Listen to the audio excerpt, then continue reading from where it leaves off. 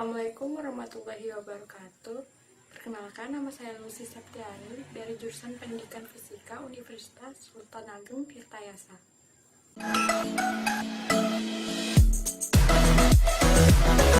Kali ini saya akan membahas mengenai efektivitas penjajaran sosial dalam memitigasi penyebaran COVID-19 berupa analisis pemodelan.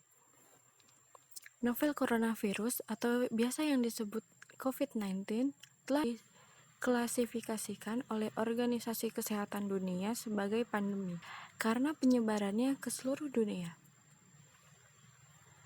Coronavirus adalah virus pernafasan di mana penularan antar individu terjadi terutama melalui tetesan aerosol. Gejala yang terjadi biasanya berupa demam, bersin, dan nafas yang cepat. Kontak sosial yang erat antara individu di rumah, di sekolah, dan di tempat kerja, pada transportasi, dan di pertemuan komunitas dapat menyebabkan penularan virus terjadi secara cepat. Interferensi jarak sosial diperlukan untuk membatasi penyebaran virus. Oleh karena itu, butuh kepatuhan masyarakat untuk menjalankan jarak sosial saat ini. Untuk mengontrol pergerakan masyarakat, maka diciptakan model simulasi dunia virtual. Data ini dipergunakan untuk menentukan waktu, tempat, dan jumlah orang yang terinfeksi yang dapat dipergunakan untuk menentukan beban kesehatan yang akan disalurkan ke rawat inap. Data yang dihasilkan dengan menjalankan perangkat ini adalah tingkat pertumbuhan kasus, total kasus, dan dampak pada sistem rumah sakit, waktu mencapai puncak, dan durasi wabah tersebut. Perincian ini sangat penting untuk memodelkan interferensi jarak sosial, yang tujuannya adalah untuk meminimalkan pola kontak orang-orang dan penularan virus konsekuensial. Model semacam itu telah digunakan sebelumnya untuk mengevaluasi efektivitas dan efektivitas biaya dari pengendalian penyakit menular alternatif dan strategi penahanan, termasuk penjajaran sosial, vaksinasi, dan pengobatan antivirus dalam pengaturan Australia. Berikut adalah 4 langkah untuk menjalankan social distancing. Yang pertama yaitu belajar di rumah, kerja di rumah, isolasi kasus, dan mengurangi kontak fisik di seluruh komunitas. Pengurangan tertinggi dalam tingkat serangan infeksi dicapai dengan aktivasi cepat dari semua interferensi jarak sosial dan dengan tingkat kepatuhan masyarakat yang tinggi. Dengan pembatasan persebaran virus hingga 6 minggu sejak kedatangan kasus infeksi pertama ke dalam komunitas model. Interferensi jarak sosial dengan berkelanjutan dari keempat poin di atas adalah 90% pekerja tidak hadir di tempat kerja dan pengurangan 70% dalam kontak fisik di seluruh masyarakat menghasilkan pengurangan tingkat infeksi dari 66% menjadi kurang dari 1%, seperti pada tabel 2. Demikian pula, keempat interferensi jarak sosial dengan rendahnya kehadiran di tempat kerja dan penurunan yang lebih rendah dalam kontak di seluruh masyarakat sebesar 30% dan keterlambatan aktivasi hingga 10 minggu juga menahan tingkat infeksi di bawah 10%. Untuk kota Newcastle, Australia, dengan populasi sebanyak 272.409 orang, ditunjukkan bahwa tidak ada interferensi jarak sosial tunggal yang memiliki efek signifikan pada pengurangan jumlah keseluruhan infeksi. Hal tersebut terlihat pada tabel 3. Tanpa penundaan aktivasi yang signifikan, ukuran tunggal yang paling efektif adalah pengurangan 70% dalam kontak di seluruh masyarakat. Ini dapat mengurangi tingkat serangan infeksi menjadi sekitar sepertiga dari 180.000 menjadi 64.000. Dan dari 66% populasi menurun menjadi 24%. Tingkat pengurangan kontak sosial mengurangi tingkat serangan infeksi menjadi sekitar sepertiga, dari 180.000 menjadi 64.000 pada tabel 3, dan dari 66% populasi turun menjadi 24% pada tabel 2. Tingkat pengurangan kontak masyarakat yang lebih rendah sebesar 50% dan 30% ditemukan kurang efektif. Ukuran tanggal kedua yang paling efektif adalah dalam peningkatan isolasi kasus dengan 100% anak-anak dan 90% kepatuhan orang dewasa. Ini ditemukan untuk mengurangi jumlah keseluruhan infeksi dari 180.000 hingga 85.000 pada tabel 3 dan 66% populasi menjadi 31% pada tabel 2. Tindakan jarak sosial gabungan ternyata sangat efektif.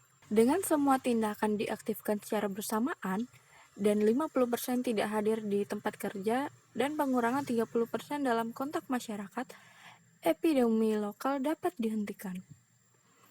Bahkan dengan penundaan aktivasi selama 8 minggu, strategi gabungan ini mengurangi jumlah keseluruhan infeksi dari 180.000 menjadi 12.000.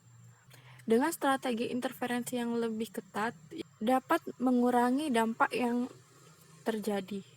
Dengan penundaan aktivasi hingga 7 minggu, wabah dapat dihentikan secara efektif dengan hanya 3.300 infeksi yang dihasilkan. Simulasi yang ditingkatkan ke Perth, Barat Australia, yang memiliki populasi sekitar 2,2 juta. Gambar ini menyajikan hasil dari model simulasi dengan asumsi keterlambatan 10 minggu. Dapat dilihat bahwa dua tindakan gabungan berwarna hijau mampu secara signifikan mengurangi jumlah kasus harian dengan interferensi yang lebih kuat, yang dilambangkan dengan warna hijau putus-putus, menjadi yang paling efektif. Namun demikian, semua tindakan tunggal terlihat untuk mengurangi puncak epidemi. Pada gambar 1 mengilustrasikan bahwa pertumbuhan dalam kasus sebelum aktivasi interferensi yang dilambangkan dengan kurva hijau yang meningkat, dan bagaimana aktivasi strategi gabungan yang kuat pada minggu ke-10 dengan cepat mengurangi jumlah kasus harian dari sekitar hari ke-79 dan selanjutnya. Semua interferensi individu terlihat menurunkan jumlah kasus harian puncak dan pengurangan 70% dalam kasus masyarakat yang dilambangkan dengan putus-putus biru menjadi yang paling efektif dalam mengurangi puncak. Diikuti dengan peningkatan isolasi kasus yang berwarna ungu. Pengurangan kontak komunitas yang kurang ketat sebesar 50% yang ditandai dengan putus-putus biru, 90% absensi di tempat kerja, putus-putus kuning, 30% pengurangan kontak komunitas, biru pekat, dan interferensi tunggal yang semakin kurang efektif dalam mengurangi puncak infeksi harian. Gambar 2 dan 3 menyajikan kurva epidemi untuk kasus infeksi dengan penundaan aktivitas 1 dan 5 minggu. Untuk skenario penundaan aktivitas singkat ini, kedua strategi interferensi gabungan efektif dalam mencegah epidemi yang terjadi. Kedua garis hijau datar. Namun, ini mengasumsikan bahwa strategi interferensi yang kuat dilanjutkan tanpa batas waktu. 70% pengurangan kontak di seluruh komunitas adalah tindakan interferensi tunggal yang paling efektif dan meningkatkan isolasi kasus, dan pengurangan 50% dalam kontak masyarakat juga terlihat sangat efektif dalam mengurangi pertumbuhan dalam jumlah kasus dan menunda puncak mengingat kerentanan mereka yang berusia 65 tahun ke atas terhadap hasil yang buruk setelah infeksi COVID-19, dapat memprediksi efektivitas interferensi jarak sosial dalam mengurangi infeksi pada kelompok usia ini. Gambar 4 mengekstrak tingkat infeksi kasus lansia hari dari set data infeksi yang dihasilkan model yang sama yang digunakan pada gambar 2. yaitu dengan penundaan 1 minggu pada aktivasi jarak sosial.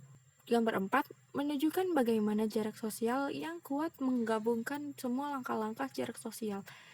Ini dapat mengurangi infeksi pada orang tua menjadi hampir nol. Pengurangan 70% dalam kontak komunitas yang dilambangkan dengan garis biru putus-putus adalah tindakan interferensi tunggal yang diprediksi mengurangi infeksi harian maksimum pada usia ini menjadi sekitar 200 dari sebelumnya 3.000. Pengurangan kontak komunitas 50% yang dilambangkan dengan titik biru dan peningkatan isolasi kasus yang dilambangkan dengan abu-abu juga terlihat efektif dalam mengurangi puncak kasus dan meratakan dan memperpanjang kurva epidemi. Hasil-hasil di atas tentang keefektivitas langkah-langkah penjagaan sosial telah mengasumsikan bahwa tindakan-tindakan ini dapat dilakukan selama 1 tahun. Gambar 5 mengilustrasikan skenario kontrol COVID-19 yang lebih kompleks yang melibatkan memulai dan menghentikan sosial jarak. Di sini, para ilmuwan mengasumsikan keterlambatan 10 minggu dalam aktivasi seperti dalam analisis gambar 1 dan mempertimbangkan dua strategi yang diilustrasikan dalam gambar 5. Keduanya melibatkan peningkatan isolasi kasus pada 100% anak-anak dan 90% orang dewasa dan menutup semua sekolah. Selain itu, melibatkan pengurangan 30% dalam kontak komunitas dan pengurangan 50% dalam kehadiran di tempat kerja. Seperti pada gambar di atas. Yang lainnya adalah skenario yang lebih kuat, dengan pengurangan kontak komunitas diperkuat hingga 70% dan penutupan tempat kerja yang menghasilkan tingkat non-kehadiran 90%. Mereka mempertimbangkan menghentikan interferensi yang kuat dan kombinasi ini setelah 6 minggu atau 8 minggu. Keterlambatan 10 minggu dalam aktivasi dapat dilihat secara signifikan mengurangi jumlah kasus harian pada fase awal, menguranginya dengan cepat dari sekitar hari ke-73. Perhatikan bahwa kurva orange dan kuning menutupi kurva biru dan abu-abu pada pertama, dari minggu 11. Kurva biru pucat menunjukkan pola kasus sehari-hari tanpa jarak sosial, yang melibatkan kasus simptomatik dan asimptomatik. Keempat skenario memprediksi peningkatan cepat dalam kasus harian setelah interferensi berhenti 6 atau 8 minggu setelah aktivasi.